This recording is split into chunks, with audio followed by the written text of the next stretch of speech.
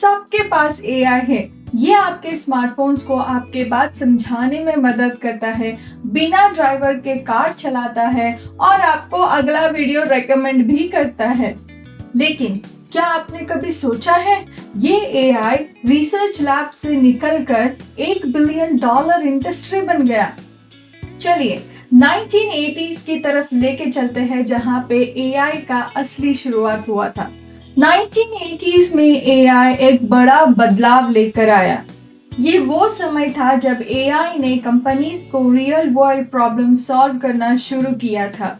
चलिए एक एग्जाम्पल लेते हैं।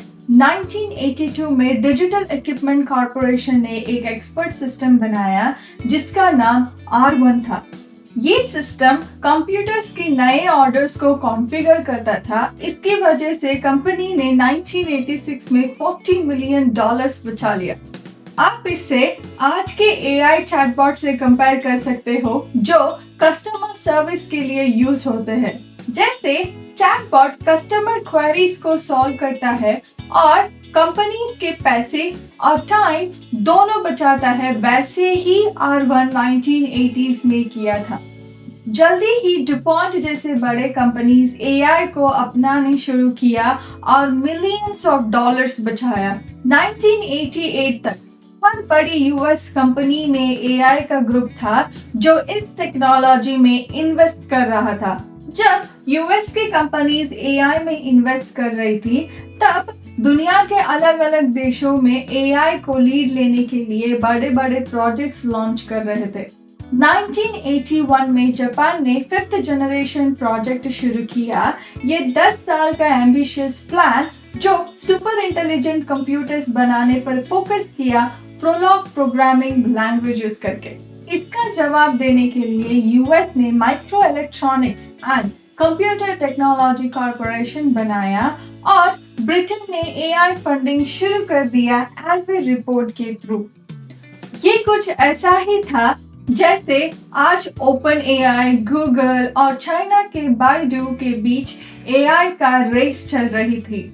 सब टॉप में रहना चाहते हैं, लेकिन इन प्रोजेक्ट्स के बड़े सपने पूरे नहीं हो पा रहे थे। फिर भी 1980 से लेकर डेकेड के एंड तक एआई $1 मिलियन इंडस्ट्री से $1 बिलियन इंडस्ट्री बन चुका था। ये सफर इतना स्मूथ नहीं था। 1980s के एंड तक एआई कंपनीज ने बहुत ज्यादा प्रॉमिसेस कर दिया था और डिलीवरी नहीं कर पाए। इस वजह से इन्वेस्टर्स का ट्रस्ट खत्म हो गया और एआई फंडिंग रुक गया। इस पीरियड को हम एआई विंटर कहा गया। आप इसे एक स्टार्टअप की तरह सोचिए जो अपने प्रोडक्ट को हाइप बनाते हैं और डिलीवरी नहीं कर पाते हैं।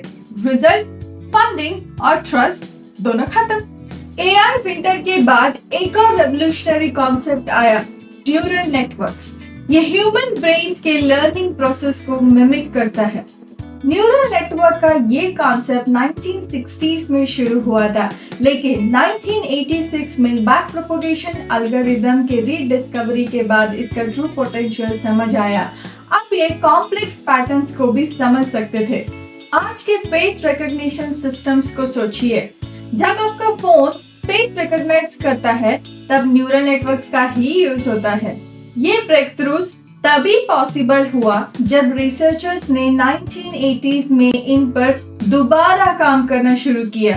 1980s के एंड में एआई रिसर्च में एक और मेजर शिफ्ट आया, साइंटिफिक रिसर्च का यूज। रिसर्चर्स थ्योरीज बनाते थे, एक्सपेरिमेंट्स करते थे और स्टैटिस्टिकल डेटा को एनालाइज भी करते थे। स्पीच रिकॉग्निशन परफेक्ट एग्जांपल है। याद है आपको जब वॉइस असिस्टेंट्स बहुत इनएक्यूरेट होते थे? हिडन मार्कर मॉडल्स जैसे टूल्स यूज किया गया जो मैथमेटिकली स्ट्रॉन्ग है। ये टूल्स आज के सिरी और एलेक्सा के लिए फाउंडेशन बन गया। आज एआई एक रिसर्च प्रोजेक्ट से निकलकर हर इंडस्ट्री का हिस्सा बन गया है। चाहे वो आपका फेवरेट मूवी रेकमेंड करना हो, डिसीज डायग्नोस करना हो या सेल्फ ड्राइविंग करवाना हो, एआई हर जगह है। 1980 से अब तक एआई का सफर आसान नहीं था, लेकिन इसका इम्पैक्ट बहुत बड़ा है। लेकिन अब सवाल ये है कि एआई हमें फ्यूचर में कहाँ ले जाएगा? कमेंट सेक्शन में जरूर बताइएगा। अगर आपको ये जर्नी इंस्पायरिंग लगी हो तो लाइक, सब्सक्राइब और जरूर शेयर करना। Thank you.